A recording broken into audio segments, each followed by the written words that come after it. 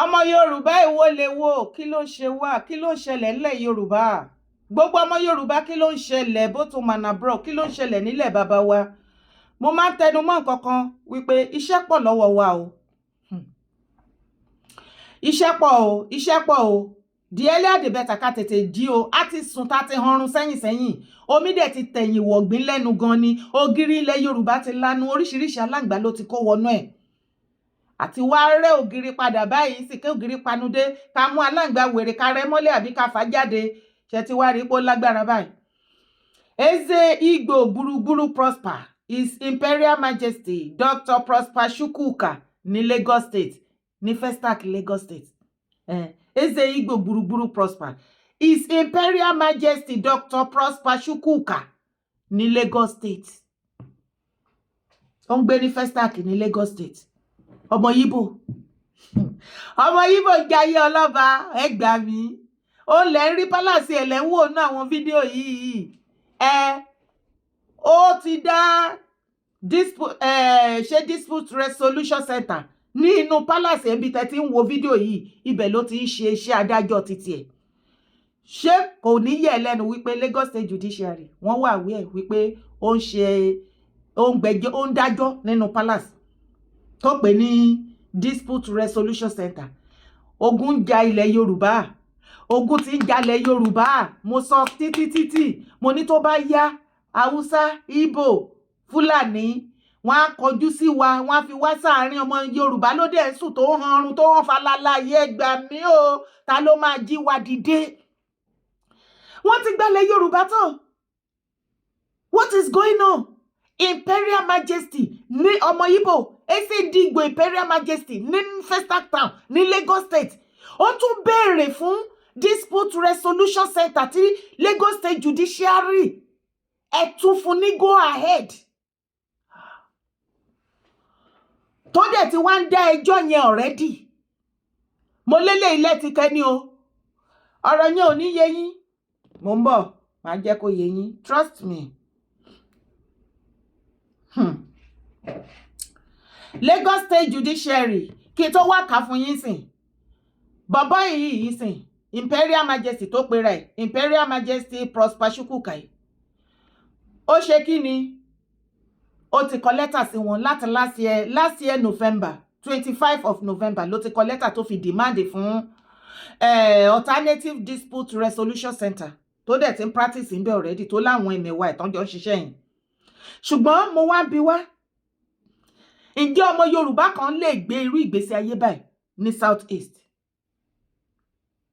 I am using this opportunity to call on Mr. Celebo, the Executive Governor of Lagos State, to look onto this matter. We want to know how far it is true because it was dated on 23rd of January 2025. That was last month, and also signed by Mrs. OOA Fowowe Erushafe, DCR, Special Duties, Ikeja. This letter acknowledged the letter this Imperial Majesty Dr. Prosper Chukwuka wrote to the Lagos State Judiciary to allow him to be practicing the alternative dispute resolution center to create that one in Festac Town.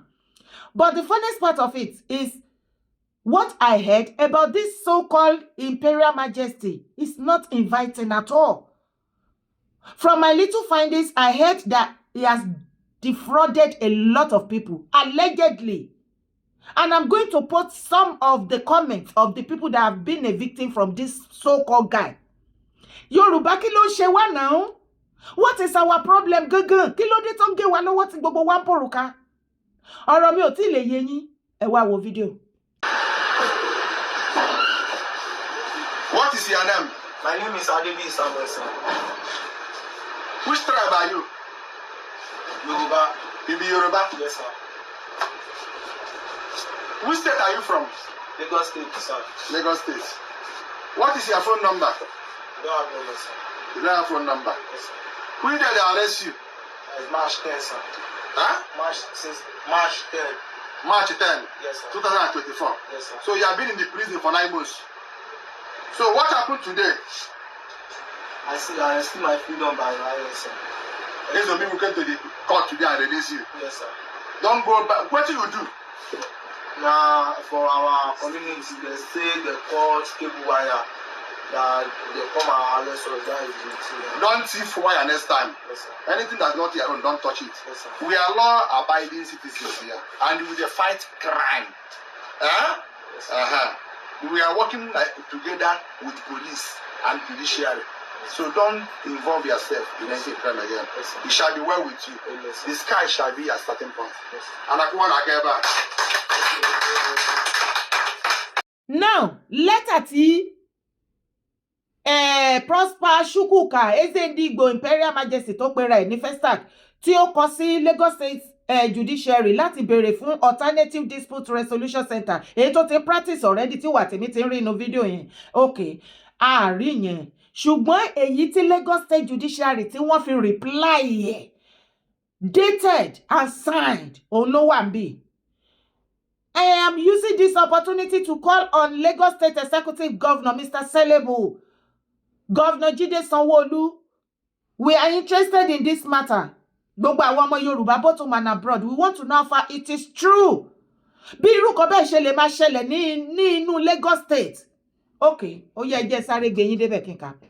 Lagos State Judiciary, Deputy Chief Registrar, Special Duties, High Court of Lagos State, Ikeja, Lagos, 23rd January 2025.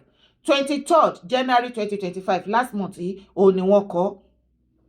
Wọ́n wá àdírẹ́sì ẹ̀ wá farabalẹ̀ kẹ́ gbọ́ àárín yẹn dáadáa o. Wọ́n wá bí Lagos State Judiciary tó ṣe àdírẹ́sì Ezendigbo Imperial Majesty ní Festac Town òun rèé.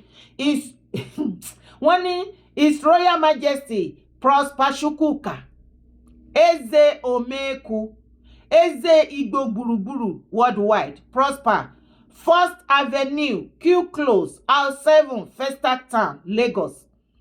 And we continue. One dear sir, reintroduction of Alternative Dispute Resolution Center. The above subject matter refers, I write on the directive of my Lord, the Honorable Chief Judge of Lagos State, Honorable Justice Kazeem O. Alugba, to acknowledge the receipt of your letter dated 25th November 2024, and to thank you for your zeal for peaceful resolution of disputes. Wọ́n ní wọ́n Lagos State Judiciary under the Honorable Justice Karim O. Alugba o acknowledge Ezendigbo Imperial Majesty Prosper Chukwuka letter dated on November 25th, 2024, and to thank him for his zeal for peaceful resolution of disputes. Ẹjọ́ ṣọ́ba ti tán nílẹ̀ Yorùbá ni, ṣọ́ba ti tán ní Lagos State ni. Ẹjọ́ rí ìgbésí ayé wo lélẹ̀. Nǹkan tó ń ṣe yẹn tó bá farabalẹ̀ wo fídíò yẹn, èmi ò rí nǹkan tó bad lọ títí ń bẹ̀, you understand? But irú èèyàn wo gan-an ni Prosper Chukwuka? Mo sáré lọ ṣe findings. Yàtọ̀ fún yẹn, ǹjẹ́ ọmọ Yorùbá kan lè lórí láyà kó àyà ẹ̀ kí kẹ́dọ̀ ẹ̀ kí, kó ní ẹ̀dọ̀ kí, kó má ní ẹ̀dọ̀ fó, kó wà ní ìlú Yíbò, kó máa gbé irú ìgbésí ayé báyìí. Tí ẹ̀yin ọmọ Yorùbá tẹ́ wà nílẹ̀ Yíbò tẹ́ bá ti lè gbé irú ìgbésí ayé báyìí, shame on ẹ̀yin àgbààgbà ilẹ̀ Yorùbá.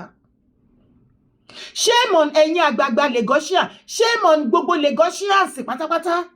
Ẹ̀yin Lagosians, ṣé mo pé gbogbo oríṣiríṣi tó ń ṣẹlẹ̀ ní Lagos State tá máa pariwo síta àti ìrí ọjọ́ kan kí ẹ̀yin original Lagosians gangan kẹ́ ti ẹ̀ bọ́ síta, kẹ́ ẹ fi ohùn kò, kẹ́ ẹ sọ̀rọ̀ gidi síta, kẹ́ ẹ ti ẹ̀ kojú nǹkan tó ń ṣẹlẹ̀. Gbogbo nǹkan tó bá ti ń lọ lódìlódì ní Lagos State, gbogbo ẹ̀ náà lẹ máa ń gbọ́, gbogbo ẹ̀ lẹ máa ń ká máyà. Many of you la máa ń sọ̀rọ̀. Tí bá ní kẹ́ sọ̀rọ̀, wàá máa gbọ́, wọ́n á pa wọ́n á sọ wọ́n jẹ, wọ́n á ṣe kinní kan, wọ́n dẹ̀ tójú yíyàn yín lẹ́bọ. Ọmọ Yorùbá lọ ń jẹ́jọ́ nínú kóòtù ọmọ Yíbò as His Royal Imperial Majesty ní Festac Town ní Lagos State. The funniest part of it ni wípé ọmọ Yíbò nígbà tí mo ṣe findings, wọ́n ní ó máa ń fraud àwọn èèyàn, is a fraudster. Wọ́n ní allegedly ó wà online. Wọ́n ní agent ní ọ́fíìsì ẹ̀ ní Festac, òun lẹ́tí rí tí Lagos State Judiciary kọ síbi First Avenue Q Close House 7 Festac Town, Lagos State. Àwọn tí wọ́n dẹ̀ ti lùgbàdì tó ti become a victim ní ọ̀ndà ẹ̀. Wọ́n ti sọ̀rọ̀ síta wípé wọ́n fẹ́ gbalé lọ́wọ́ ẹ̀. Ó máa gbowó lọ́wọ́ yín, kò ní fún yín nílé. Kódà ní ọ̀ndà kíní lẹ́tà yìí ní orí Twitter, a rí lára àwọn victim tó kọ síbẹ̀. Gbogbo ẹ̀ ni mo máa lẹ̀ mọ́ bí tẹ́ ẹ máa rí. Ó kọ síbẹ̀ pé 1.30 something million naira. Òun ni the same Imperial Majesty tí Lagos State Judiciary tán acknowledge wípé ó kú iṣẹ́ rere àwọn fún ní oore ọ̀fẹ́ kó lọ máa ṣe kó lọ kọ́ alternative dispute resolution center sílẹ̀. Òun gan oníjìbìtì olè tó yẹ kó wà lọ́gbà ẹ̀wọ̀n. Wọ́n sọ fún mi débi wípé wọ́n ní ó ní àwọn ọlọ́pàá tó ń bá ṣiṣẹ́. Ó ní àwọn prominent people gbìgbìgbì ní Lagos State tó kó rọra anything tó bá ti ṣe àṣegbé ni ṣùgbọ́n tó bá jọmọ Yorùbá ẹni kó mórí wá kó márùn sí jẹ. Tí mo bá sọ fún yín pé kí ló dé tẹ̀yin ọmọ Yorùbá kẹ́ẹ̀kan rú ara yín sínú ṣé ti ríra yín báyìí. Àlejò lẹ́yìn máa ń fàyè gbà láti ṣe bó ṣe wù ú ní ilẹ̀ bàbá yín. Ẹ̀yin ọmọ onílùú gangan ẹ̀yin fúnra lára yín tẹ wà lórí àpèrè tọmọ onílùú bá lóun fẹ́ ṣe lé wọ́n dànù bọ́ bá kọ̀ ẹni kọ́ lọ pa wọ́n. Bọ́ sọ̀rọ̀ ẹni kọ́ lọ tì wọ́n mẹ́wọ̀n ṣùgbọ́n tí àlejò bá dé gbogbo ìgbésí ayé rádaràdà òfò àtàdánù tó bá ṣe tó bá ti lè rówó fún yín àṣegbé ni. Ẹ dẹ̀ sọ ilẹ̀ Yorùbá ẹ sọ di rádaràdà. Okay, àti ìkàtàn. Ó wá ní I have further directive to request your Royal Majesty to contact the Lagos Muldo Court House for appropriate step. Tó já sí wípé wọ́n ti jẹ ní òhò wípé inú wọn dùn sí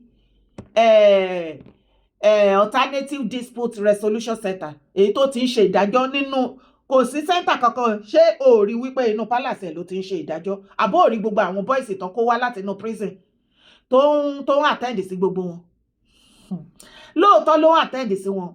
Between you and myself ká sọ ti tọlọ́run nǹkan tó ṣe bẹ́ẹ̀ yẹn mi ò rí nǹkan tó bàdé ń bẹ̀ ṣùgbọ́n ìjọmọ Yorùbá kan lè lórí láyà kó ní ẹ̀dọ̀fo kó ní ẹ̀dọ̀kí kó lọ ṣerú nǹkan bẹ́ẹ̀ nílẹ̀ Yíbò. Ṣó lórí láyà lè ṣe é? Lagos State ó dẹ̀ kọ lẹ́tà sí wọn. Lagos State Judiciary níkẹjà wọ́n dẹ̀ jẹ́ ní òhò kó go ahead. Ìjọmọ Yorùbá kan lè béèrè fún kinní ìkẹsàn pé kó go ahead. Ta ló wá sáyẹn wọ́n ní thank you Mrs. OOA Fowówẹ̀ Ẹ̀rúṣafẹ́ DCR Special Duties Ìkẹjà. Òun lẹ ti gbọ́ yẹn. Èèyàn tó sáyẹn on behalf of his Lord, on behalf of our Lord, ó dẹ̀ pọ́bìnrin lẹ́ni yẹn.